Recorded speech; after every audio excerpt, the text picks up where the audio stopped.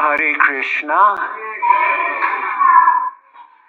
We welcome you again to Sri Sri Radha Kalachandji Dham. Tonight we are having a very special program because one of Srila Prabhupada's personal servants and pujaris happened to be in Texas, in Dallas, and I happened to find out. And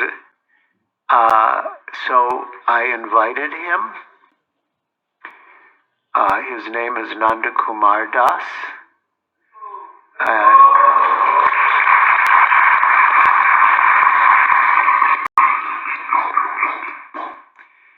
And Nanda-kumar Prabhu and I will be sharing remembrances and realizations of Srila Prabhupada and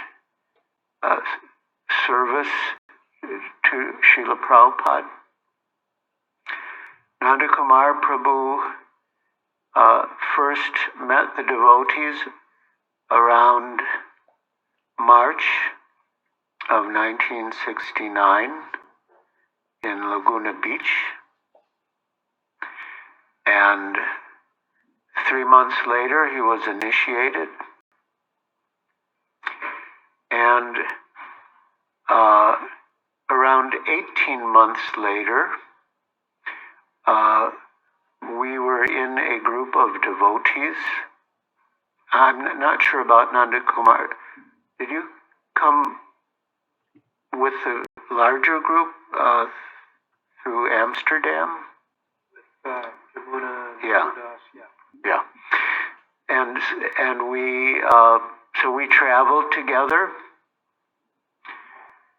to India. That's right, because we were in the Cairo airport together. Yes, that's right. We were in the Cairo airport together, and now I will request him to fill our thirsty ears with the nectar of Prabhupada Katha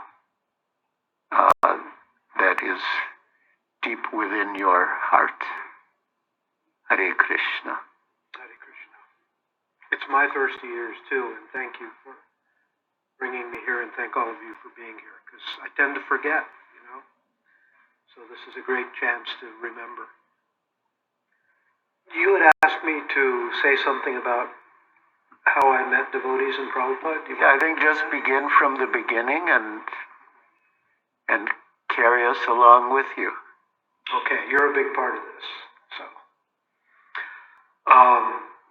I was living in Laguna Beach, California in the 60s. It was a kind of a unique, powerful time. There was a whole resurgence of consciousness, and people were looking for Krishna. We didn't really know exactly what we were looking for, but we kind of were knowing it wasn't material life.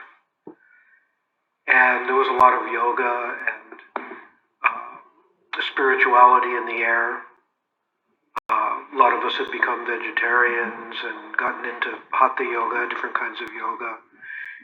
And we all knew about chanting. We knew Om, we knew Hare Krishna.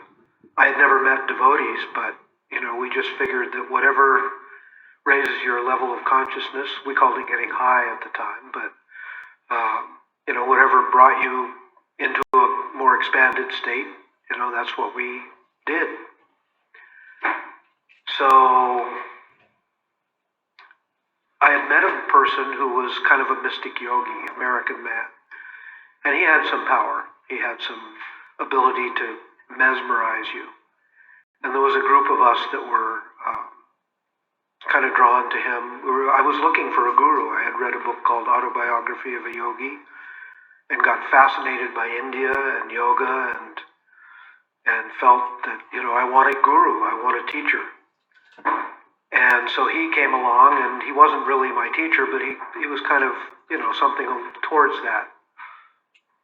So one day, a group of us, there was a group of young men that he was maybe 10 years older than us, and we decided all to go to Los Angeles and visit the yoga societies.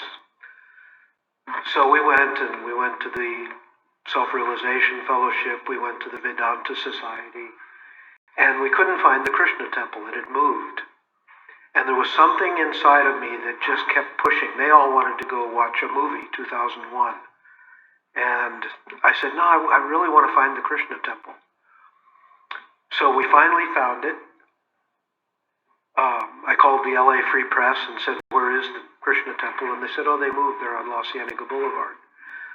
So we went, and I remember, I walked in, the first thing I saw was Lord Jagannath. I'd never seen him before. I had no idea who he was, but I felt at home. And I know some of you will appreciate this. The first person I ever spoke to was Tamal Krishna Maharaj. And he's my Vartma Pradashika guru.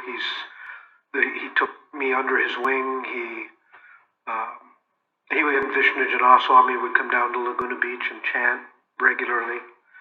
And every time he would see me, he would use a different approach. Sometimes he would be gentle and say, wouldn't you like to come and live in the temple and really get a full dose? And sometimes he would yell at me, and sometimes he would try and trick me, all with love. And for 3 months I was resistant. I wanted to keep surfing. I wanted to keep doing the things I was doing. I was a raw foodist. I didn't want to give up eating raw food and eat sugar. It was like, whoa, how can you guys eat sugar? That was my first service, was I gave a 55-pound can of honey to the temple. And but as I was sharing with some brothers here, sometimes when you get drawn to Krishna and you have resistance, he very mercifully just takes everything away from you. So that was happening. As I got more attracted to Krishna, my friends liked me less. And so finally, after 3 months of having excuses of why I wouldn't move in the temple, I was on Pacific Coast Highway hitchhiking. I had my pack on my back with all my possessions, and I was going to go someplace isolated and fast and pray and ask for, clarity. And Srila Tamal Krishna Maharaj and Vishnu Jana Maharaj pulled around the corner in the Sankirtan van, and they pulled up, and he said, so now what's your excuse? And I said, well, I don't have one. And he said, well, I dare you to come live in the temple for 2 weeks. And I have this, little bit of a warrior part, and I thought, okay, that's a dare, I'll take it. And so I said, but I'm not shaving my head. And he said, that's all right, just come live. So I went, and the first night we went out on Sankirtan on Hollywood Boulevard, and I said, could I wear a dhoti? And he said, when you shave your head? He was so expert.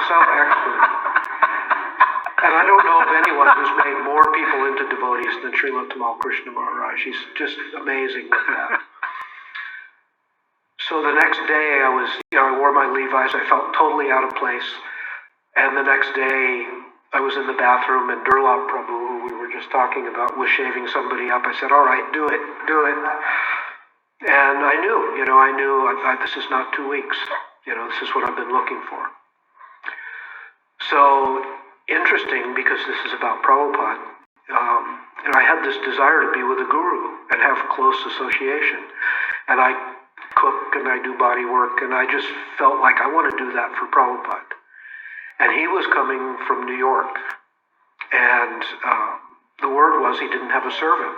The person who had been his cook and body worker was going to stay, and they were going to pick a new one. And Vishnu Janaswami, great holy saint, he would always just fill us up with nectar. And one day he said, if you pray to Lord Nityananda for something, even if you're not qualified, he'll give it to you if it's good for you. He'll bless you just with the request. So I prayed to be Prabhupada's servant. I was new. We got initiated fairly soon then. I had taken first initiation a month after coming in the temple, but I didn't have Brahmin initiation. I wasn't allowed to cook. But I wanted this, so I prayed. And then I forgot about it because I figured I wasn't going to get it. And I didn't. Upendra Prabhu got the job. And then one day, Mohanananda Das, who opened up the Gurukula here years ago, he and I were real close, and he came and he said, I have a secret to tell you. I said, really, what is it? He said, I can't tell you. I said, no, well, you have to. You told me that much, you have to. And he said, okay, but you can't let on that you know about this. And he said, Upendra's going to Australia, and they're strongly considering you to be his replacement. So for 2 weeks, waiting for this to happen, I was the most fixed up brahmachari in the temple. I was, Prabhu, what can I do? How can I serve you? And then one day, Gargamuni, who was temple president, maybe Tamal Krishna Maharaj was temple president, but they worked together. He called me in his office. He said, I have a service for you. I don't know if you're going to want to do it, but, said, Prabhu, I'll do anything you want. And he said, well, Upendra's going to Australia, and we're going to ask you to be Prabhupada's cook and servant. So that's how I got that job. And I recommended this, and I heartily recommend, if you want something that's good for your devotional service, pray to Lord Nityananda, and he'll give it to you. Whatever it is, as long as it's not contrary to devotional service. So I got to live with him in Beverly Hills. They had rented him a home in a nice, but not the very wealthy part, but a nice place. There was just two of us, Devananda, Prabhu, and me, and it was heaven. It was total heaven. I had a kitchen. I could actually get back into healthy eating. I had surrendered to the whole idea of just eating prasadam and eating white sugar and all those things. And then I got to cook for Prabhupada, and so I could eat salads again and, lighten my diet up. And I actually asked him about it and introduced salad into his diet, and he loved it. It became his primary thing for lunch.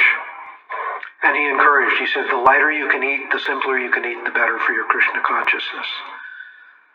So one day, he got a package from India, from Achyutananda Swami, who was the only devotee in India at that time. He had gone to Bengal. He was actually draft dodging, and he had gone to India and become very well received. He learned Bengali right away, and everyone loved him.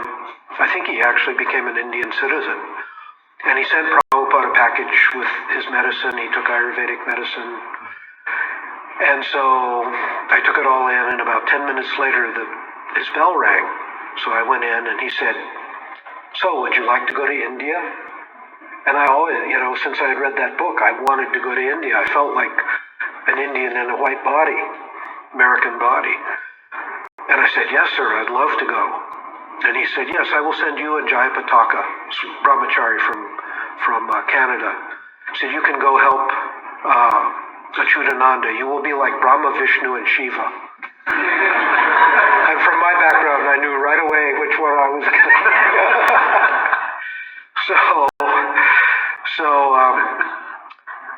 I ended up tricking myself. I could say Gargamuni tricked me or Maya tricked me, but it was my own choice. They asked me to stay and get married, and Gargamuni did, and be Pujari in Los Angeles. And he said, don't worry, that's not going to happen. The India trip is off.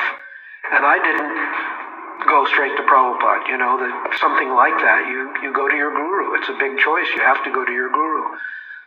So I said, okay, I'll do that. I hear the trip to India is off, and I was a young man, and the idea of getting married was attractive to me. So when Prabhupada heard about it, he called me in. He said, so why have you made this decision without asking me? And I said, well, I thought I'm supposed to follow my temple authority, and that's what he said to do.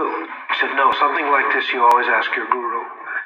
And he said, I don't want you to do this. I want you to go to India. So I went back and told Gargamuni, I'm not going. And he said, Prabhupada doesn't know how passionate you are. And I thought later, how could he have thought Prabhupada didn't know anything, He said, let me talk. And so there was this back and forth. And finally, it was decided, my choice, my illusion, to go ahead and get married. And Prabhupada left for India with the first group, Tamal Krishna Maharaj, Vishnu Jana Maharaj, the sannyasi, the first sannyasi group, just within days after that. And I remember I realized what I'd done. This was a mistake. This Maya got me. And not the person that I married, but Maya, the goddess.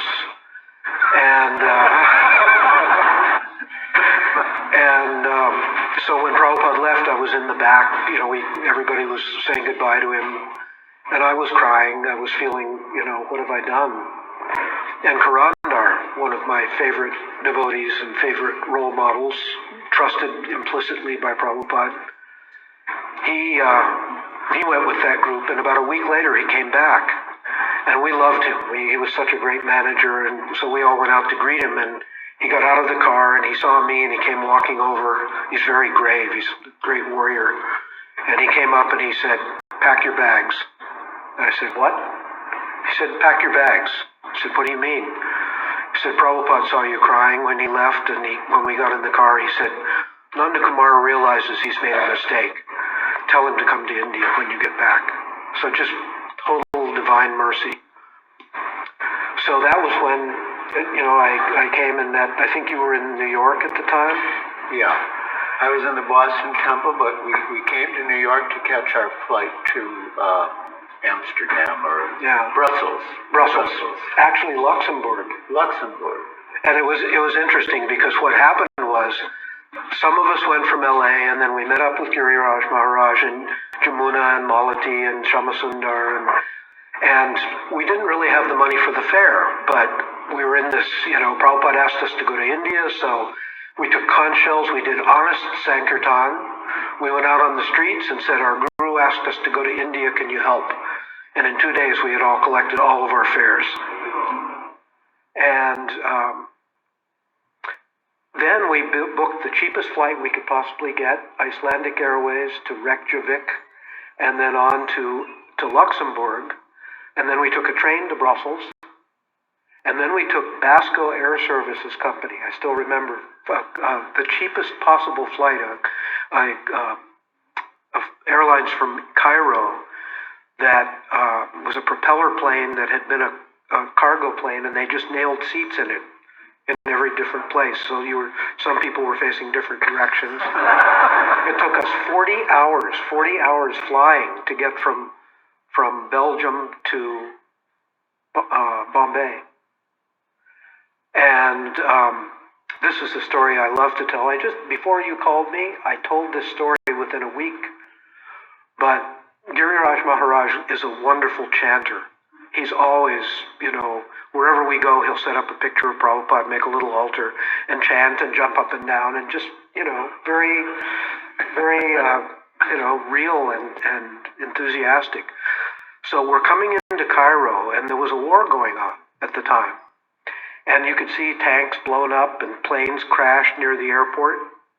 So we fly in, we get out of the plane, we go into the lobby, and it's decided, there's how many? There was like 12 or 15 of us? Yeah. Something like that. And it's decided to have a kirtan. So being practically minded, I said, I don't think we should do this. This is a Muslim country. They're at war. We're Hindus. They don't like us. Not Hindus, but, there's that traditional. I don't think we should do this. But we said, well, we'll just do it quietly. So we had this quiet kirtan, and 1 minute later, here comes an authoritative-looking person with two big Egyptian soldiers with machine guns. And they walk up, and he says, "Welcome to Cairo. Thank you very much for being here. Stop what you're doing." He said, "We'd like to ask you to leave and go out onto the tarmac and wait for your plane." He was polite, but, it was obvious that it was not well received what we were doing. So we went out to the plane, these two big guys, big guys with machine guns in full army dress, go with us. And Giriraj Maharaj, it was a kind of a bus that you stood up on, there was some seats, but Giriraj Maharaj set up an altar and started chanting. And I remember saying, "Prabhu, I don't think we should do this, really. I mean, we're in danger here. We may never be seen again." And you said something, I don't remember the exact words, but your spirit was, if we glorify Krishna, he will protect us. So I thought, wow, I'm going to take a walk. So I walked around the plane. And as I came back around the plane, the first thing I saw were two machine guns leaning up against the side of the bus. The next thing I saw was Giriraj Maharaj holding hands with each of these soldiers, and they're all three jumping up and down, chanting Hare Krishna.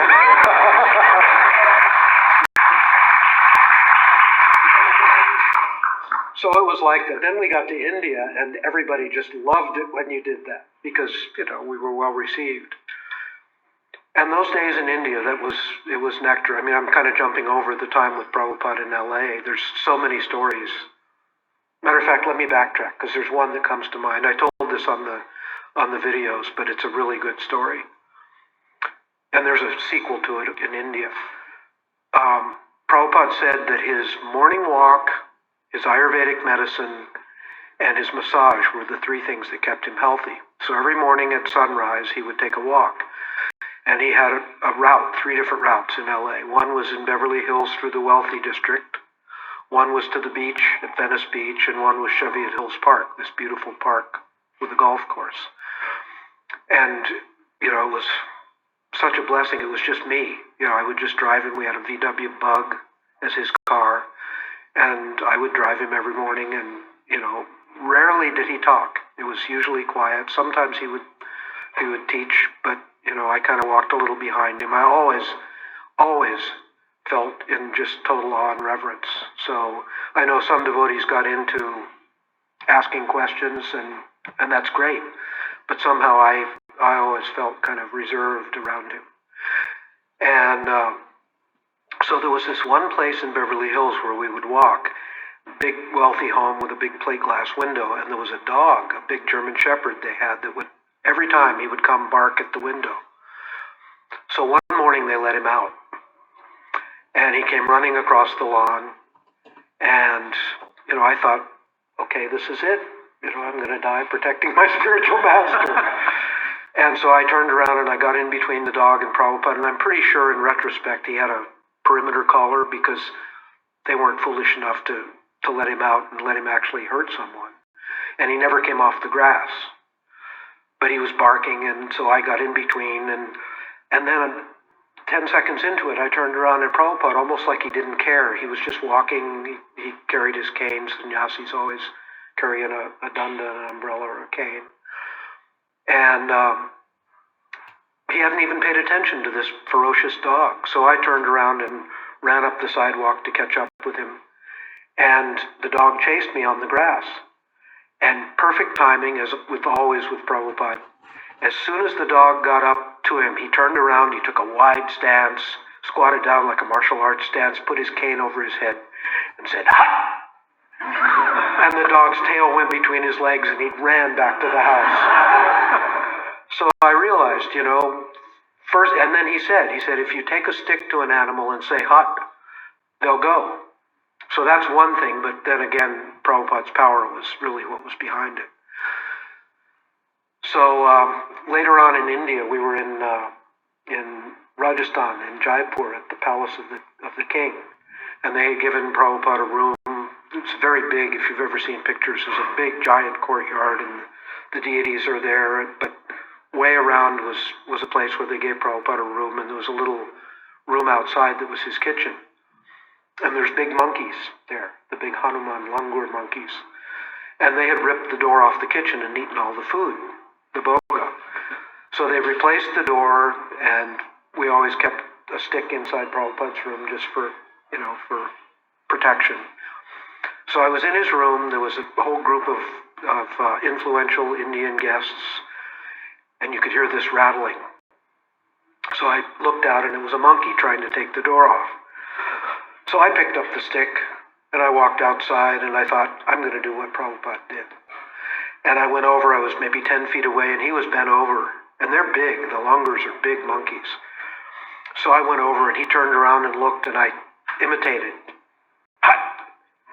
And he stood up, and he put his chest out, and he bared his teeth, and he was like 5 feet tall. And he started walking towards me. was so human looking. It was weird. It was like this, it's a person, it's a monkey, I didn't know. And I ran back in Prabhupada's room and he just burst out laughing. He said, "You do not know the process." He said he was testing you. If you had done it again, he would have backed off. So it was a great lesson in humility and how to deal with monkeys too. But that time in India was amazing. We traveled with Prabhupada, just a small group. Everywhere we went, we were usually guests in wealthy people's homes. We would go out in villages. I was just sharing with Giriraj Maharaj. There was a total blessing that I had one time where, I got to take care of Prabhupada's little 6-inch tall Radha Krishna deities. And I loved it. I love pujari work. And so on a moment's notice, he would say, "We have an invitation, pack the deities." So I would pack the deities in a little box, and we had a basket for pujari paraphernalia, and we would go to villages and go different places. So one time we went to this place about an hour and a half or hour outside of Bombay, very rural, very beautiful, tropical, hardly any cars, like old India. And I set up the altar, and just somehow or other there was this blessing. You get blessings. They come. You never know when they're going to come, but they come. And this was one of those blessings where, I'm doing the pujari work from a pretty mundane level, even though I like it. I'm not advanced, so I don't experience too much. But this one time, the whole arti, I was feeling it. I was feeling like I'm fanning the deities. I could feel, something. It was ecstatic. And I remember turning around to fan Prabhupada, and he was watching me. And when I went over afterwards to take the flower in the water, I gave him the flower, and he looked up and he said, "Oh, thank you very much." And I melted. It was all him. It wasn't me. It was him. It was him giving the blessing, and the deities giving the blessing. But, that being here in the temple and being around the deities, I've been a little away for a while. It really is a blessing, and we don't always see it. We don't always know it. But if we serve sincerely and attend the arti and do the puja, those blessing moments will come through and it'll change your life. So what other stories are there there were so many things. We went to Surat, and Prabhupada said Surat is a city of all devotees. He said even Gujarat, the whole Gujaratis are almost all Vaishnavas.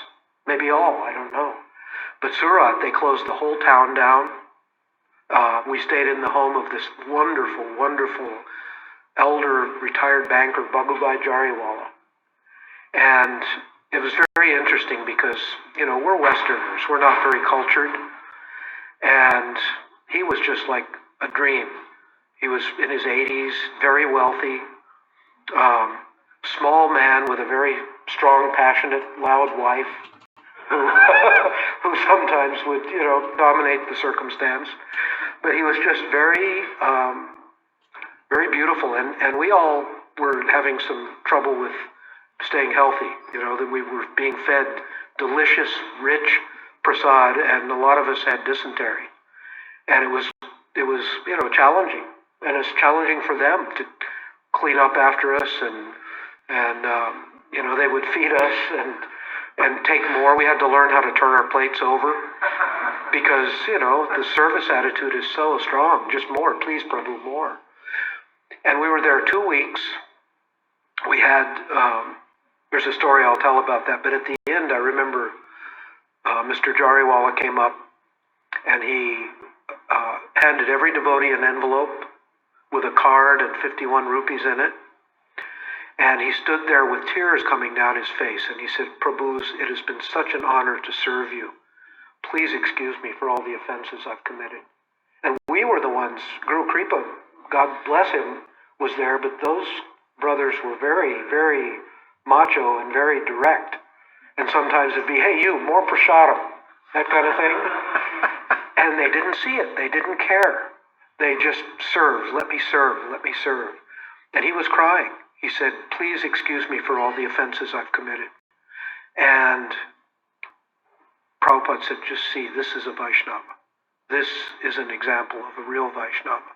He doesn't see any of the faults, and all he sees is how can he serve, how can he serve. But I remember we did a program where they closed the whole town down. There's videos of this. We were just talking about some of the old videos.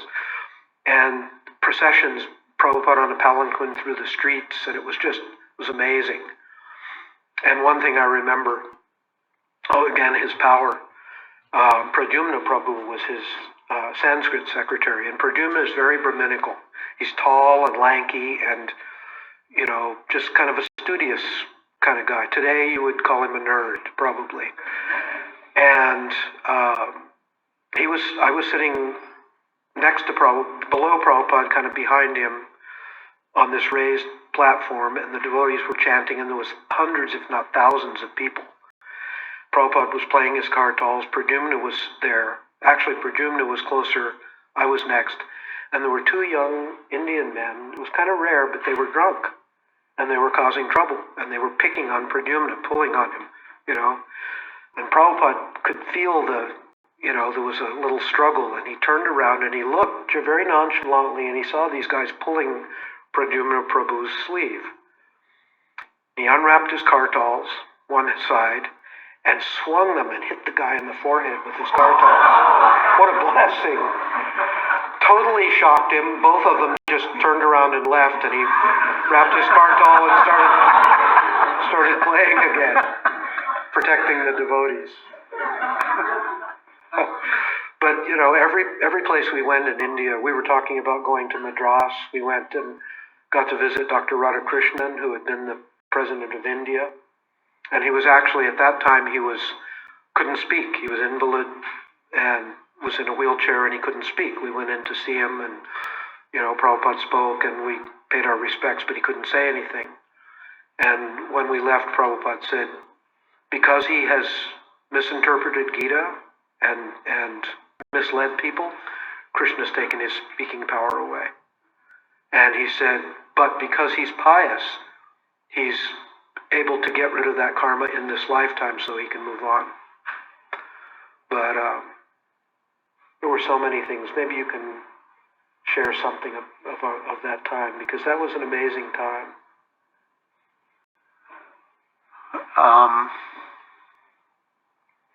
Why don't you continue? Let's see, what else? Gosh, I was sharing with Giri Raj Maharaj, I wish I had done what Hari Sari did and keep a diary. I look back, I was kind of alternative culture, and it was like books, diaries, I didn't think of it. But Vishakhapatnam. You could tell about Vishakhapatnam. Okay, the story I told you? Yeah. Okay. There's a wonderful devotee. There were actually two of Srila Bhaktisiddhanta's disciples, both named Puri Maharaj. One was well over 100 and passed away in the 90s, I guess. And then later, the other Puri Maharaj, who was in his 90s by that time, passed away. But at one point, we went to his ashram in Vishakhapatnam, which is Andhra Pradesh, south, right on the beach. It was one of the most beautiful places I've ever been.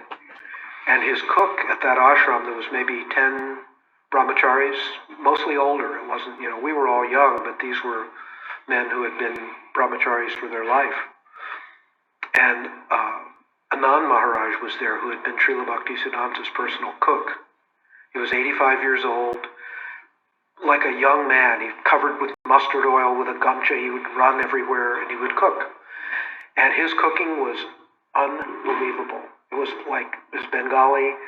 Nothing I ever tasted like that. It was just, tomato chutney. There were certain things, a lot of curry leaves, but just healthy and pure Ayurvedic, in alignment with all the Ayurvedic principles.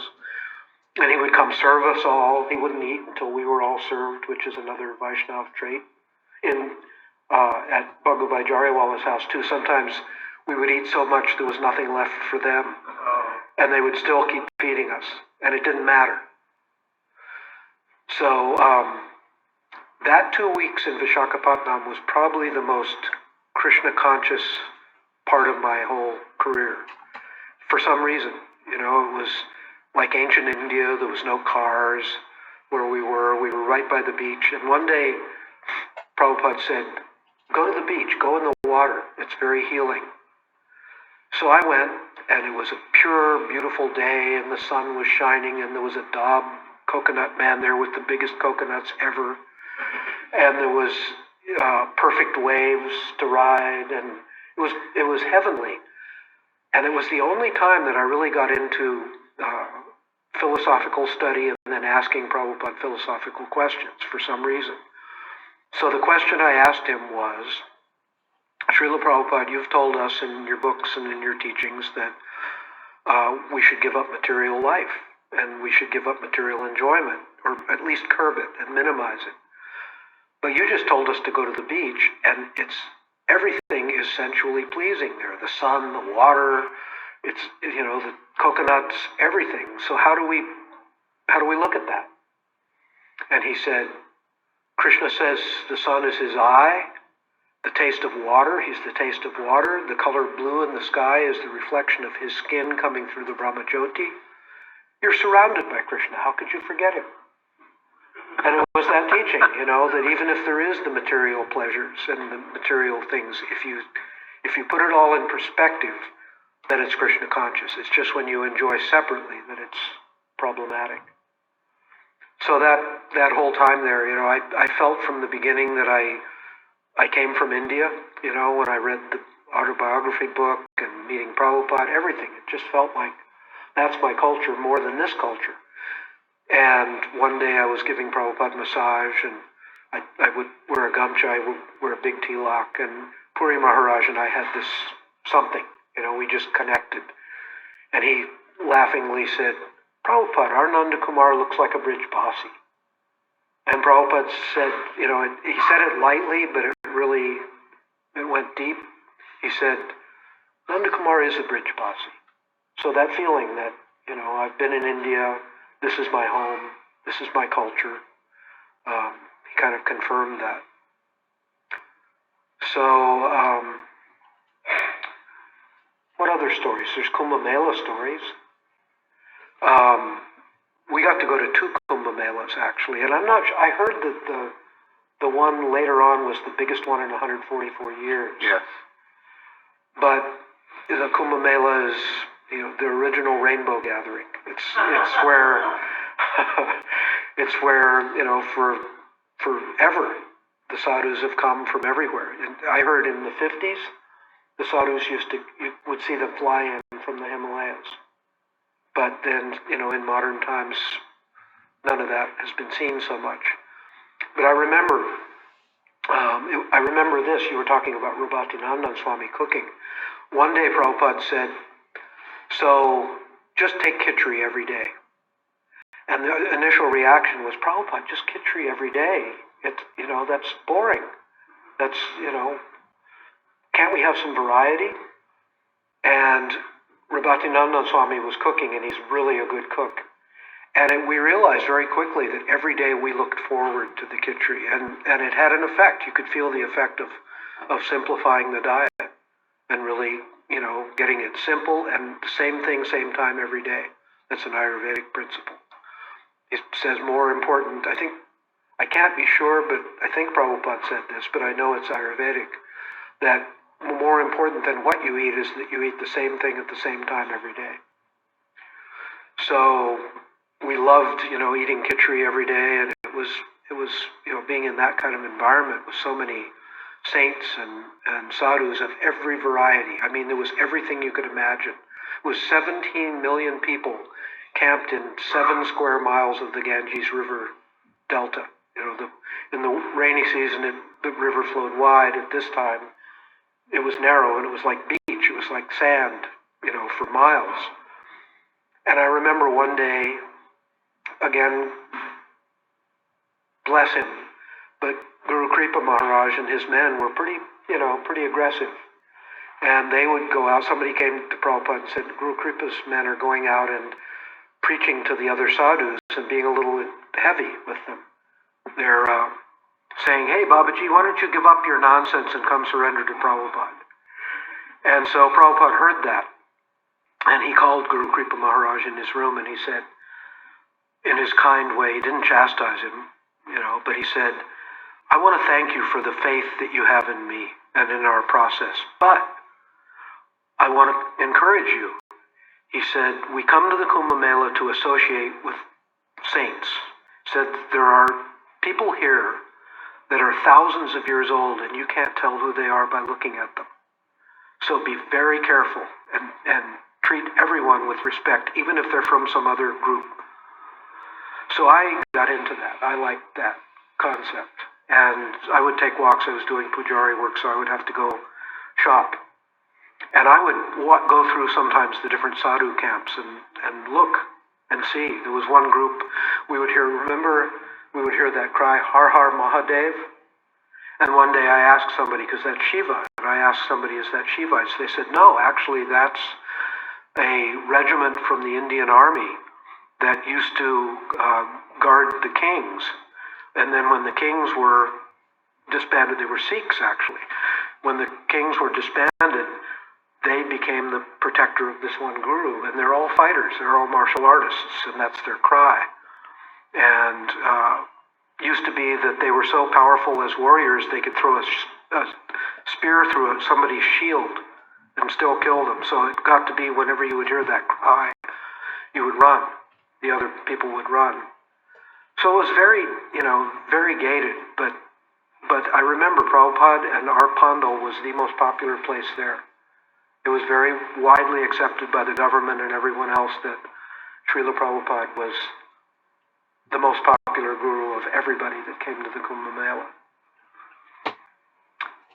I remember in Amritsar, we went to Amritsar, and where the Golden Temple is, and we were guests at he was a Sikh, but he had given up the turban and the beard. He still had a big mustache and was very wealthy landowner. And he brought us and was touring through his property and brought us into the trophy room. And he had heads of animals all around. And he was saying, yes, this is a water buffalo that I killed in 1955 in Burma. And a tiger. He said, this is a tiger I killed in Assam in 1951. And I was thinking, and I remember afterwards other devotees were saying, we were thinking that Prabhupada was going to preach to him about nonviolence. And I remember when he said about the tiger, Prabhupada turned around and looked at us and opened his eyes really big, and he said, oh, this is very nice. And then he explained later that Kshatriyas have to hunt. If you're a Kshatriya, you have to hunt.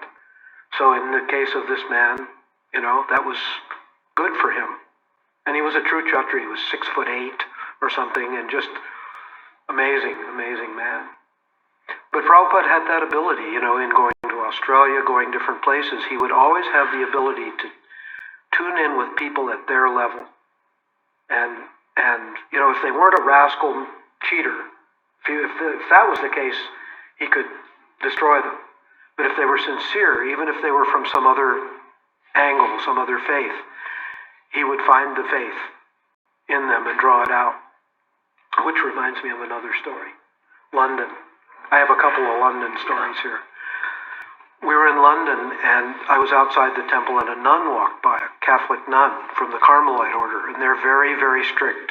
They're vegetarians, but they wear the most starched headdress, and they're very, very strict. So this elder nun was walking by, and I said, good morning, sister, Hare Krishna. She got this big smile. She said, Hare Krishna. So we started talking. And I said, our spiritual master's here. Would you like to meet him? And she said, I'd love to. So I went in, I brought her in, and I said, Srila Prabhupada, there's an elder Catholic nun here that would like to meet you. And he said, oh, bring her in. So I brought her in his room. I paid my obeisances. She paid her obeisances. Prabhupada was beaming. They sat there for 10 minutes and had discussion. Bible, Bhagavad Gita, Bible, Bhagavad Gita, total unity, total accordance. Yes, and Krishna said, yes, and Jesus said. And after 10 minutes, she said, Srila Prabhupada, it's been wonderful. She called him Srila Prabhupada. She said, it's been wonderful meeting you. I know you're busy. May I please take your leave? And he said, yes, thank you so much. And he took his garland off and gave it to me. He said, give this to her. And I went over and put it around her neck. And it was, one of those moments of realizing that there are devotees everywhere.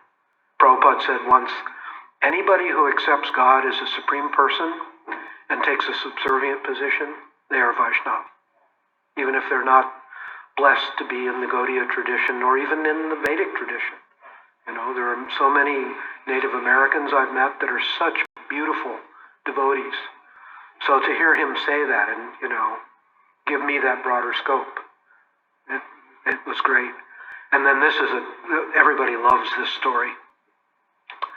Shamasundar was Prabhupada's secretary, and he was the one who introduced the Beatles to Prabhupada. And so Prabhupada's quarters in London, he had his rooms, and then there was this interesting, probably used to be a big closet, but it was a big, long, thin room, and that was where he did his secretarial stuff. So sometimes I would do some secretarial work. The lesson place in London was this? Berry Place? The Berry Place. Yeah. The simpler things that weren't big things to deal with, sometimes I would answer some of the letters and, be able to do that. So I was typing one day, and this head pops in the door and with a nice English accent says, hello, Shamsunda there? And I looked over, I said, no, he's not. And then I did a double take because it was George Harrison. And so I got up and I went over, I said, he's not here, but I know Prabhupada would like to see you. And it was right after he had gotten up. He would take about an hour's sleep at night, maybe 2 at the most, and then an hour after lunch, and that was all he slept. And he would translate all night. So he had just gotten up, so I said, Prabhupada would want to see you. And for a long time, George had a beard and long hair, and this time he had short hair again. And so I went over and I said, let me ask him. So I went in and I said, Prabhupada, George Harrison is here. And he said, oh, bring him in. So I went out, and he was so humble, really, honestly humble.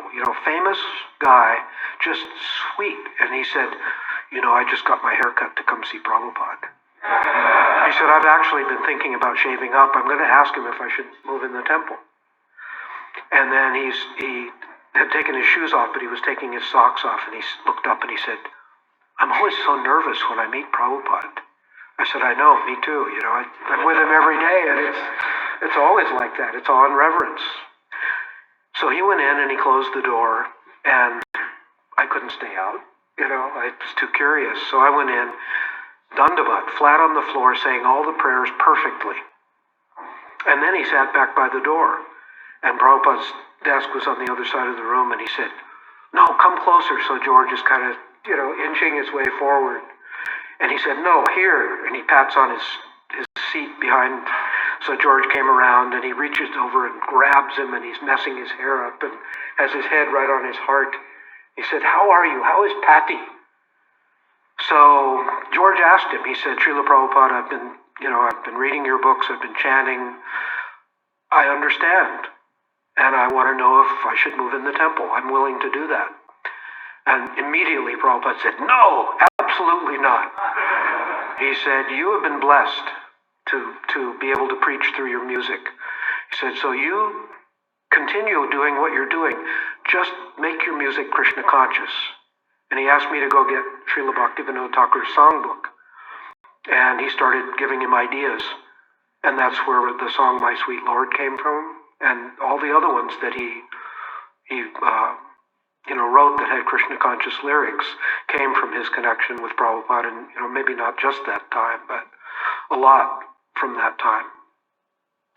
And then he would come, he brought Ravi Shankar with him the next day. So for a week, they would come. George would come every day. Ravi Shankar would come some days. And it was funny because, Mahaprasadam is really powerful. And, that was one of my blessings I got to do was distribute Prabhupada's plate. But when George would come, the Matajis in the temple would all line up and say, could I have some of George's prasadam, please? That takes some of Prabhupada's too, but,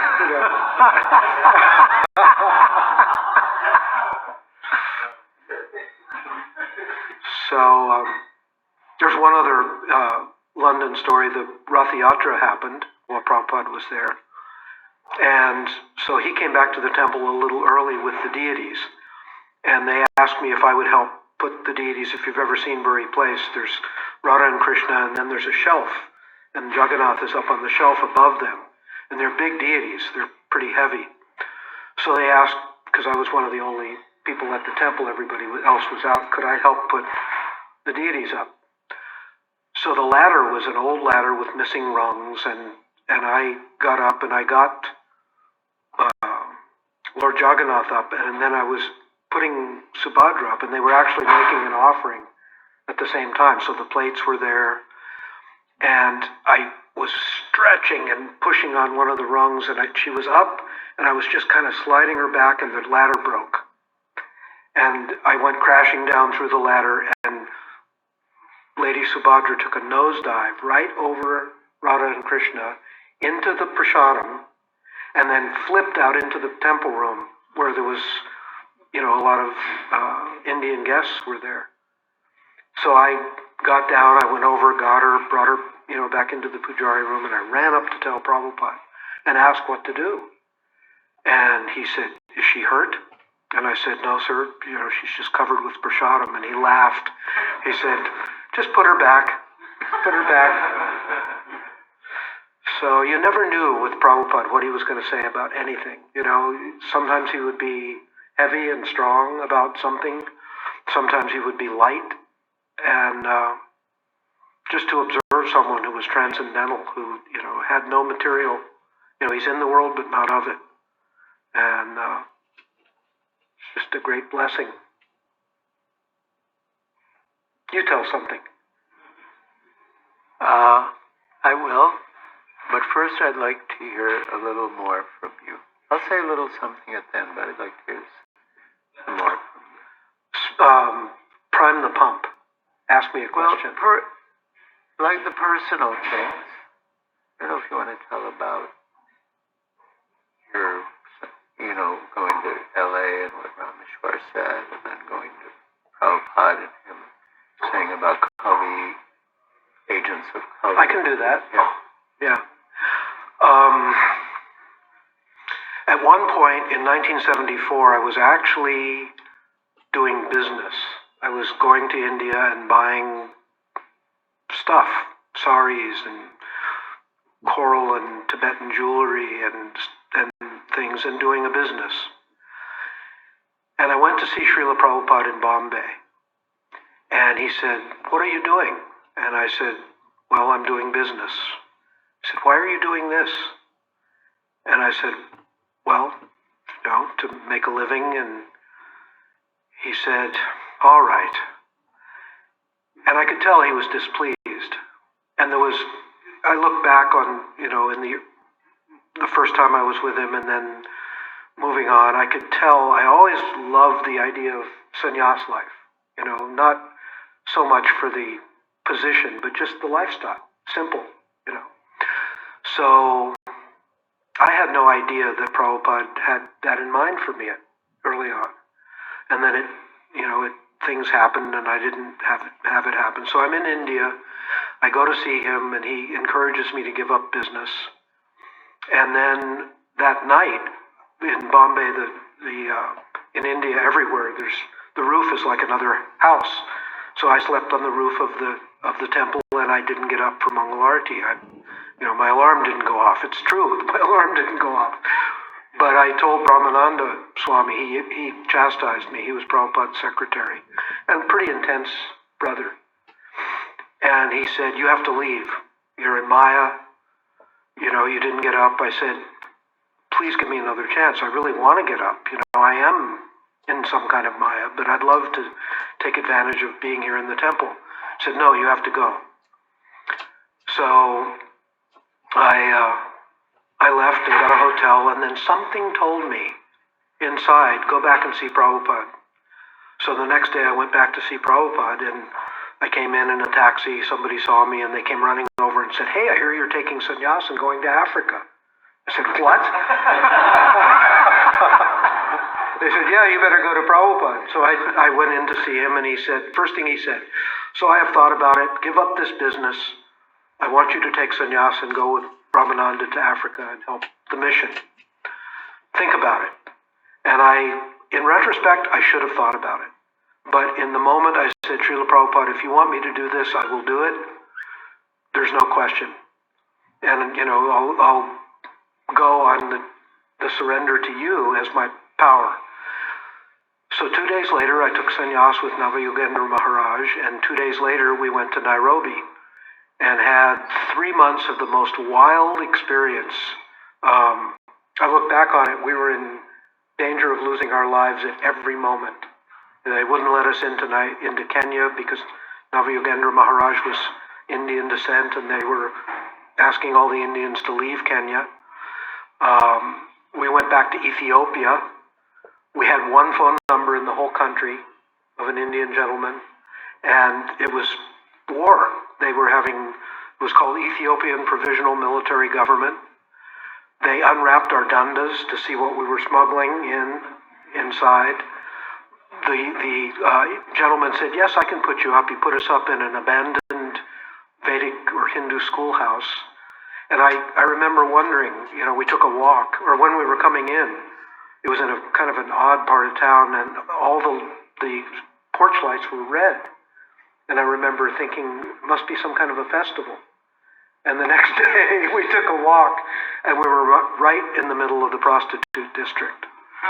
And it was like that. We were actually following Chayavana Swami, who had kind of had some trouble, and it was like an Indiana Jones adventure. We ended up going to Dire Dawa, Ethiopia. We went to Djibouti. I never even knew Djibouti existed. It's French Somaliland. No fresh water in the whole country. It's all reprocessed seawater. Two Muslim tribes fighting forever. That's used to be called Territoire Français, des Afars et des Issas. The Afars and the Issas family, who always fought with each other. But somehow or other, I was there for 3 months. We had this great experience, and then I couldn't extend my visa. So I went back. It was Mayapur Festival. And I went back to the festival, and I just didn't fit in. I stayed in the sannyasi quarters, and I didn't feel like I fit in. There was politics and stuff, and this is not to criticize. It was just, I didn't fit in. Karandar Prabhu was there. He had kind of fallen down, but he was there and going every day to the Ganges bank and reading Bhagavatam, so I went with him and read Bhagavatam together, and I got in trouble because he was fallen. I remember, Jai, Krishna.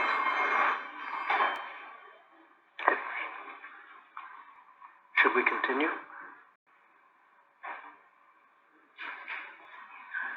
Yes, I'm